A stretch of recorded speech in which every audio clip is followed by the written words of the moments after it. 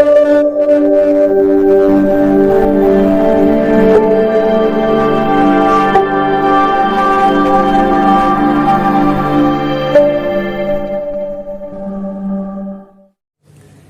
दोस्तों, स्वागत है आप सभी का एक और नए वीडियो में। आज हम इस वीडियो में ओम का नियम देखने वाले हैं, क्योंकि ये आपके बोर्ड एग्जाम में पूरे 7 नंबर का पूछा जाता है, 5 नंबर में भी पूछा जाता है और 2 नंबर में भी ओम का नियम पूछा जाता है। तो वीडियो को लास्ट तक देखना और ओम को नियम का अच्छे तरीके से समझ लेना, याद कर लेना, ठीक है। लेकिन दोस्तों उससे पहले मैं आपको एक बात बता दूं, आपने अभी तक हमारे व्हाट्सएप ग्रुप को ज्वाइन नहीं किए हैं तो वीडियो को डिस्क्रिप्शन में लिंक है, जाकर जुड़ जाइए ताकि आपको ओम का नियम का पूरा फुल PDF आपको मिल जाए व्हाट्सएप की मदद से, ठीक है।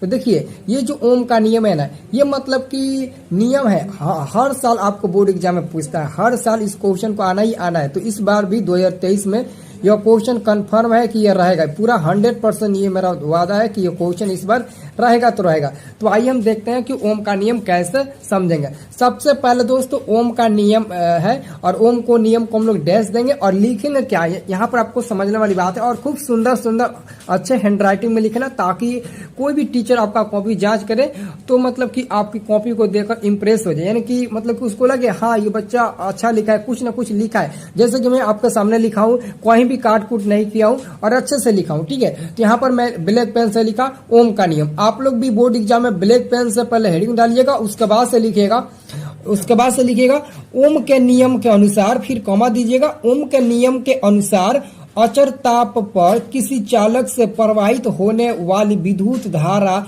चालक के सिरों के बीच के विभवांतर का सीधा समानुपाती होता है। तो यहाँ पर आपको मैंने ब्लैक पेन से लिखा कि यदि किसी चालक से प्रवाहित होने वाली विद्युत धारा आई तथा चालक के सिरों के बीच का विभवांतर भी हो तो ओम के नियमानुसार, ओम का नियम क्या कहता है, उसके अनुसार भी समानुपाती आई हो जाएगा। अगर समानुपाती को हटाएंगे तो बीच में आर का प्रयोग होगा और आर जहाँ एक नियतांक होगा, और ये जो है ना भी बराबर आई इंटू आर, इसको ना आप एकदम अच्छे तरीके से इस फॉर्मूला को याद कर लीजिएगा, क्योंकि इस फॉर्मूला पर आपके बोर्ड एग्जाम में 2 नंबर में भी और 5 नंबर में भी आंकिक प्रश्न यानी कि न्यूमेरिकल प्रश्न पूछा जाता है। तो ये आप लोगों के लिए बहुत ही मतलब कि इम्पोर्टेंट फॉर्मूला है, ठीक है। और एक और बात आपको मैं बता देना चाहता हूं कि आपका जो इस बार फाइनल एग्जाम होगा उसमें ज्यादा आपको मतलब कि आवश्यकता होगी ऑब्जेक्टिव को लेकर, क्योंकि 60 में 50 ऑब्जेक्टिव पूछेगा तो ऑब्जेक्टिव की ज्यादा आप लोगों को फोकस करना है, क्योंकि ऑब्जेक्टिव भी आपको पूरा मैट्रिक में आपको 4th डिवीजन ला सकता है, ठीक है।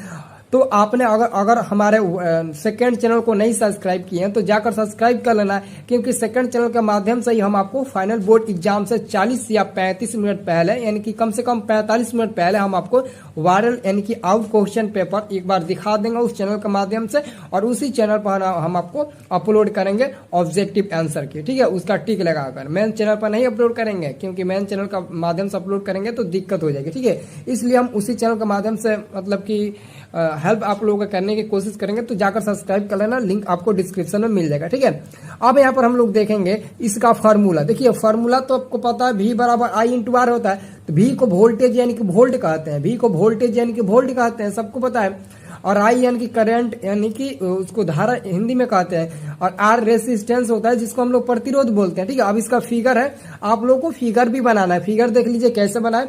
यहाँ से वोल्ट है, ये मतलब कि ये पॉजिटिव है और ये निगेटिव है, ठीक है। और यहाँ पर क्या है, रेसिस्टेंस है, और बाहर क्या है, यहाँ पर पावर है। क्या है, पावर है। अब यहाँ पर देखिए V बराबर I इंटू आर इंटू आई होता है, तो P बराबर V इंटू आई भी होता है, और इसके बराबर फिर आई स्क्वायर आर भी होता है।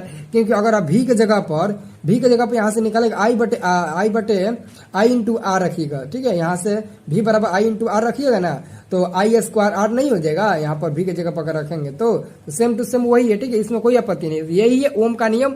अगर आप इसको याद कर लेते हैं ना तो समझ लीजिए कि आप बोर्ड एग्जाम में पूरी 7 नंबर पा लिए, ठीक है। तो ये आप लोगों के ऊपर डिपेंड करता है कि आप लोग बोर्ड एग्जाम में कैसे ओम का नियम से 5 नंबर पाते हो, और आप लोग साफ लिखने का प्रयास करना। मैं तो कहता हूं कि आप लोग ना कॉपी एक ले लीजिए और एक पेन ले लीजिए, और जैसे मैं बता रहा हूं ना वैसे आप लोग लिखिएगा, एकदम साफ लिखिएगा, थोड़ा काटकुट मत कीजिएगा, पूरा फुल नंबर मिलेगा। अगर साफ रहेगा ना तो 1% भी नंबर कटने की यहाँ पर संभावना नहीं रहेगी, ठीक है। पूरा फुल नंबर मिलेगा, ठीक है। तो आप लोगों को मैं ऐसे ही इस चैनल के माध्यम से 5 नंबर वाला सब्जेक्टिव क्वेश्चन लाते रहूंगा।